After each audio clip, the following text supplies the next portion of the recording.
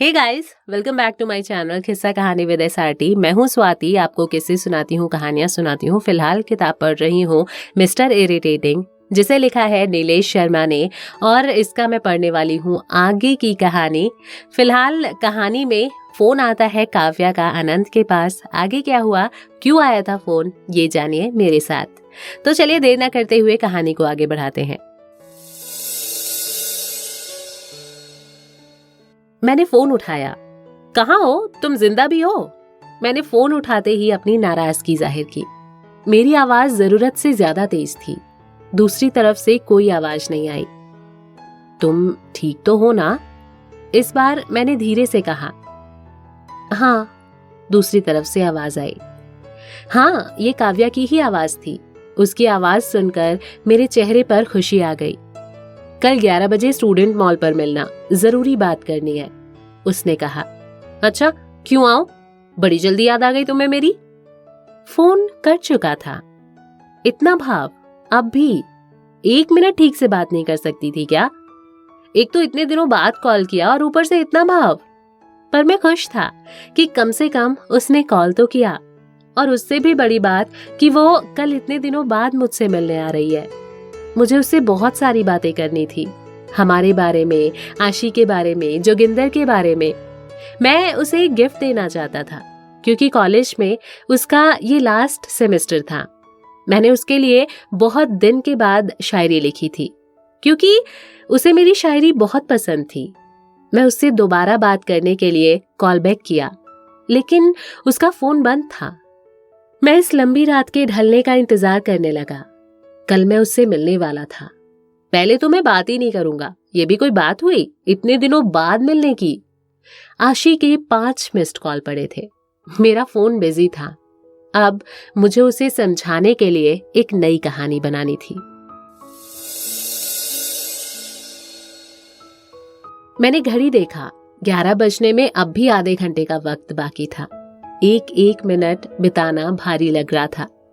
पर ये आशी के बाद दूसरी लड़की थी जिसके लिए इंतजार करना मुझे पसंद था।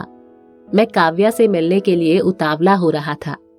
इतने दिनों बाद वो कैसी होगी? हो सकता है उसने अपने बाल फिर से छोटे करा लिए हों। मैंने इस बारे में आशी को कुछ नहीं बताया, पर मैं जल्दी ही आशी को काव्या से मिलवाना चाहता था। मैंने मॉल में घुसने वाले हर चेहरे पर नजरें गड़ाए रखी।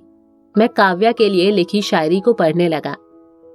किस मंदिर में सिर झुकाएं, किस मस्जिद में सजदा करे तेरे लिए, तुम क्यों ना मेरी दुआओं की नमाज बन जाती। मुझे पता था कि ये शायरी उसे पसंद आएगी। मुझे याद है पहली बार जब मैंने उसे शायरी सुनाई थी तो वो कितना खुश थी। बस वही खुशी मुझे फिर से देखनी थी। कई घंटों के बाद वो आधा घंटा बीता। अब 11 से ज्यादा ही हो रहे थे। पहली बार वो अपने समय से लेट थी। मैंने उसे एक बार फिर से फोन लगाने की कोशिश की, पर उसका फोन कल रात के बाद से ही बंद था। मैं अपने फोन को वहीं टेबल पर घुमाने लगा। आज बिना मिले मैं वापस जाने के मूड में बिल्कुल नहीं था। अनंत, पीछे से किसी ने आवाज लगाई। मेरा इंतजार खत्म हो चुका था। मैं पलटकर देखना चाहता था। सृष्टि मैम, ये क्या कर रही है यहाँ पर? ये तो काव्या की फ्रेंड है। यस मैम, मैंने कहा।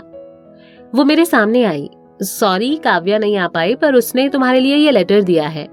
सृष्टि मैम ने लेटर मेरी ओर बढ़ाया। लेटर? उस लेटर का लॉजिक मेरी समझ से बाहर था। वो खुद क्यों नहीं आई? उसी ने तो कॉल करके मुझे बुलाया था। सृष्टि मैम मुझे वो लेटर पकड़ाकर चली गई। मैं वहीं अपनी जगह पर बैठा रहा। आखिर क्या है इस लेटर में जो वो मुझे खुद देने नहीं आ सकती थी? और वो कब से लेटर लिखने लगी? क्या मुझे इसे पढ़ना चाहिए? हो सकता है ये इसका कोई नया सरप्राइज हो। मैंने इसी उम्मीद में लेटर को खोला। हे अनंत, सॉरी, ये लेटर तुम्हें मैं देने खुद नहीं आ सकी, और मैंने तुम्हें इतने दिनों तक कांटेक्ट नहीं किया, उसके लिए बिग सॉरी। मैं तुम्हें डिस्टर्ब नहीं करना चाहती थी। आई एम सो हैप्पी कि तुम्हें आशी मिल गई। कांग्रेट्स, तुम दोनों बहुत अच्छे कपल हो। प्लीज ऐसे ही हमेशा साथ रहना, क्योंकि ये सच्चा प्यार किस्मत वालों को मिलता है। और अगर मेरे दिल में तुम्हारे लिए थोड़ी सी भी वैल्यू है तो प्लीज आज के बाद मुझे कांटेक्ट मत करना। I just hate my life. Good bye. Kavya Ghosh. मेरे पैरों के नीचे से जैसे जमीन खिसक गई। शायद ये मेरे लिए किसी सरप्राइज से भी बड़ी सरप्राइज थी, जिसे मैंने कभी सपनों में भी नहीं सोचा था। मैं कुछ नहीं समझ पा रहा था। मैंने एक बार फिर उन शब्दों पर नजरें दौड़ाई, इस उम्मीद में कि कहीं उसने ये लिखा हो कि ये आशी की तरह कोई प्रैंक है। मैंने चारों तरफ नजरें घुमाई कि वो मुझे परेशान होते हुए देख रही हो, पर मेरा ये बस एक वहम ही था। वहां कहीं भी काव्या नहीं थी। वो मुझसे मिलना क्यों नहीं चाहती? मैंने क्या कर दिया ऐसा?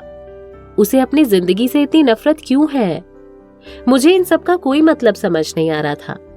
क्या वो फिर किसी परेशानी में है? मैंने फिर उसे फोन लगाने की सोची, पर उसका कोई फायदा नहीं था। उसके साथ कुछ तो बुरा हुआ है।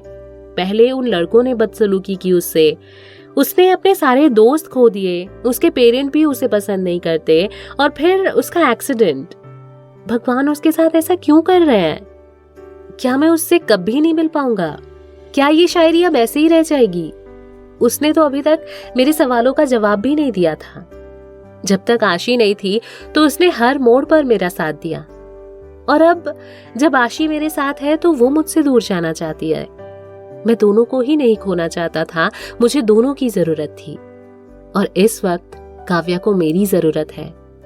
उसने भी तो हमेशा मेरी मदद की है, कहीं वो अपने साथ कुछ बुरा ना कर ले। नहीं, पर मुझे विश्वास था वो ऐसा कुछ नहीं कर सकती।